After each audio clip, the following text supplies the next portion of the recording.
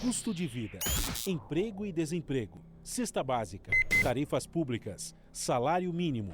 Agora, na Brasil Atual, a análise do DIEESE. Nós vamos fazer contato agora com o diretor técnico do DIEESE, Fausto Augusto Júnior. Bom dia, Fausto.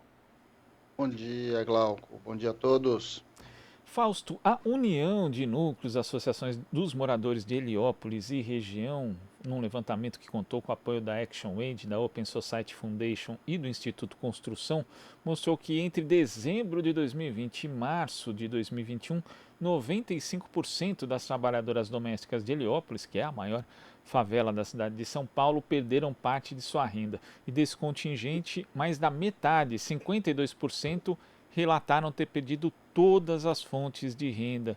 Isso mostra aí as dificuldades de uma categoria especificamente, mas também retrata aquela realidade que já foi conversada aqui, Fausto, de que os mais pobres, em especial as mulheres, acabam arcando com a conta da crise.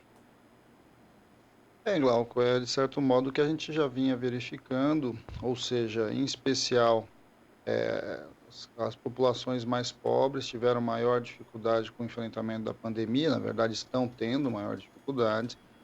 O Brasil é um dos países com o maior número de trabalhadores domésticos no mundo, né? Nós temos quase 5 milhões de trabalhadores domésticos, e aí só nesse período da pandemia, mais de 1.300.000 trabalhadores deixaram de ter a sua renda, o seu emprego, e é óbvio que, inevitavelmente, isso significa a perda, muitas vezes, da única renda daquela família. E aí as condições ficam bem mais complicadas, bem difíceis.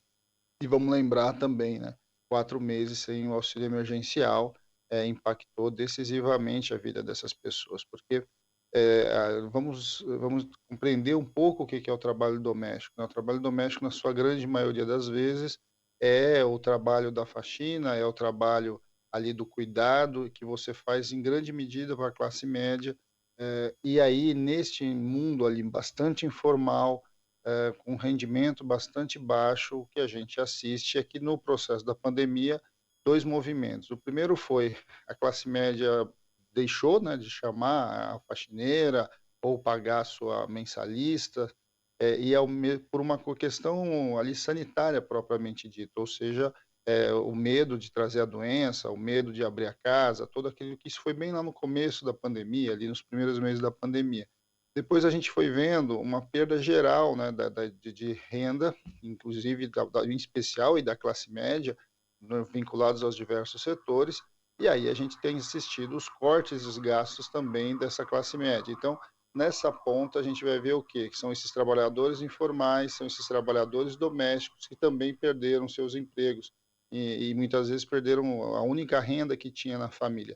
Vamos lembrar que uma característica também do trabalho doméstico é que essas mulheres são as chefes da família, na grande maioria são elas que mantêm a renda da casa, que criam seus filhos muitas vezes sozinhas, e isso inevitavelmente leva a muitas dificuldades ali em diversas regiões do Brasil.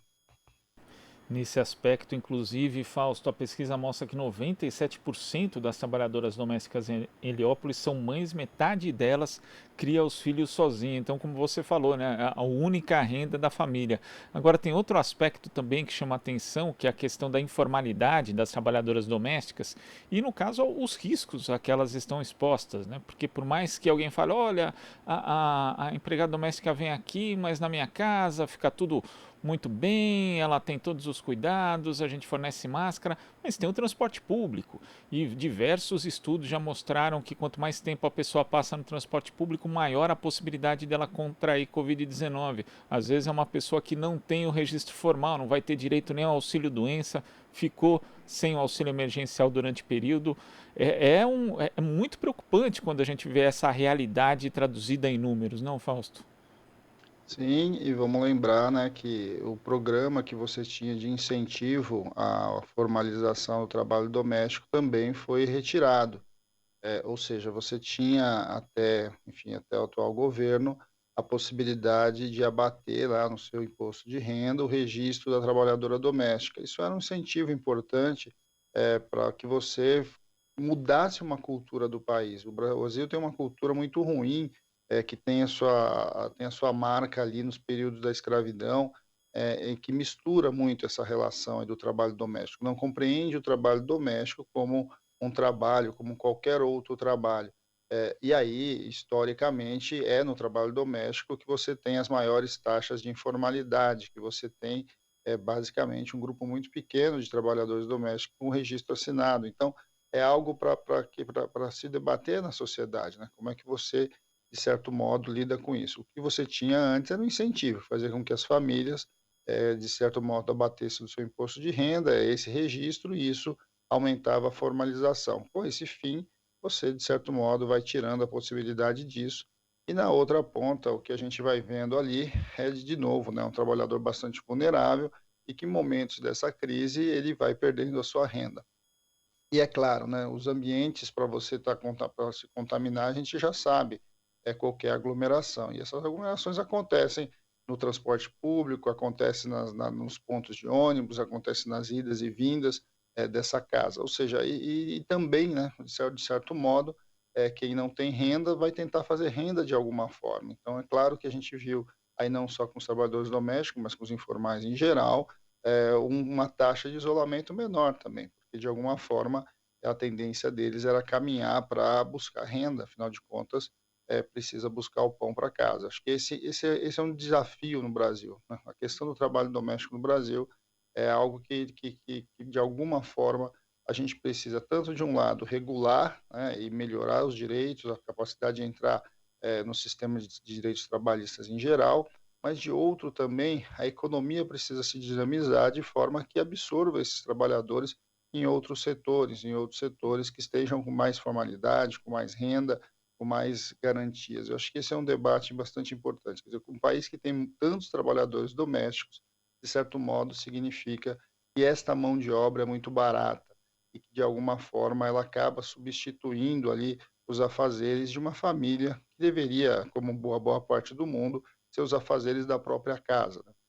E por fim, Glauco, vamos lembrar, né, que no caso da trabalhadora doméstica, e não só da trabalhadora doméstica, mas no caso dela, isso se apresenta de maneira mais efetiva, é a questão das duplas, triplas jornadas, né? São trabalhadores que saem muito cedo de casa, trabalham, voltam, em jornadas muito longas, em algumas casas essa jornada adentra à noite, e quando chegam nas suas casas também têm que cuidar das suas casas. Quer dizer, esta ideia, né, do trabalho do trabalho de cuidados ali, desse trabalho que, de certo modo, em grande medida fica por conta da mulher, ele, de certo modo, aí é mais uma dessas superexplorações que a gente vê na nossa realidade brasileira.